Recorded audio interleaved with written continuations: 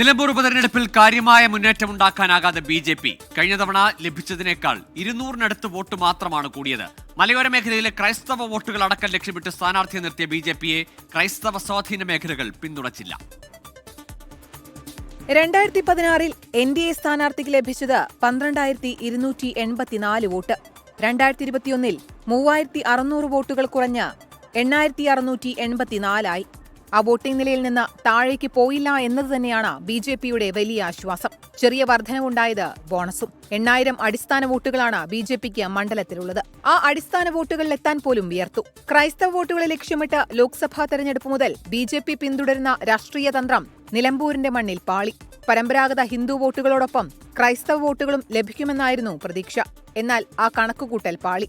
Christian സഭകൾക്ക് സ്വാധീനമുള്ള ചുങ്കത്തറ പഞ്ചായത്തിലടക്കം 2021 ലഭിച്ച അത്ര വോട്ടുകൾ കിട്ടാത്തത് ഇതിനുദാഹരണമാണ്. പരമ്പരാഗതമായി പിന്തുണയ്ക്കുന്ന ഹിന്ദു ദളിത് വോട്ടുകൾ കാര്യമായി ശിഥിലമായില്ല.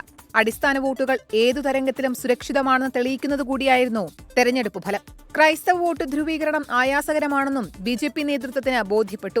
സ്ഥാനാർത്ഥി നിർണയത്തിലടക്കം പാളിച്ച പറ്റുമെന്ന് വരും ദിവസങ്ങളിൽ പരിശോധിക്കപ്പെടും. പ്രത്യേകിച്ച് തുടക്കത്തിൽ BJP മത്സരിക്കില്ല എന്ന അഭ്യൂഹങ്ങളടക്കം പരന്നത് തിരിച്ചടിയായോ എന്ന സംശയവും നേതൃത്വത്തിനുണ്ട്.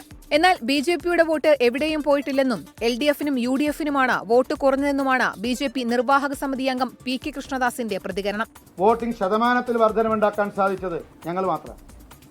ഇത്രയും ഈ രണ്ട് മുന്നണികൾക്കും, കേരളത്തിലെ മുഖ്യ പ്രതിപക്ഷം, മുഖ്യ ഭരണകക്ഷി, ഇവർക്കൊന്നും വോട്ടിന്റെ എണ്ണത്തിൽ വർധനമുണ്ടാക്കാൻ സാധിച്ചില്ല എന്ന് മാത്രമല്ല, ഗണ്യമായ കുറച്ചിലുണ്ടായി. രാജീവ് ചന്ദ്രശേഖർ സംസ്ഥാന അധ്യക്ഷനായ ശേഷം ആദ്യം നടക്കുന്ന തെരഞ്ഞെടുപ്പെന്ന നിലയിൽ വോട്ട് ബാങ്കിൽ വലിയ കോട്ടമുണ്ടാക്കാത്തത് വിമർശനങ്ങളെ പ്രതിരോധിക്കാൻ ഒരു പരിധിവരെ സഹായിക്കും. വരാനിരിക്കുന്ന തദ്ദേശ നിയമസഭാ തെരഞ്ഞെടുപ്പുകളിൽ നേട്ടമുണ്ടാക്കാൻ BJPക്കും NDAയ്ക്കും ഇനിയും ഏറെ പണിയെടുക്കണമെന്ന കാര്യത്തിൽ സംശയമില്ല. ടീം 24 നിലമ്പൂർ.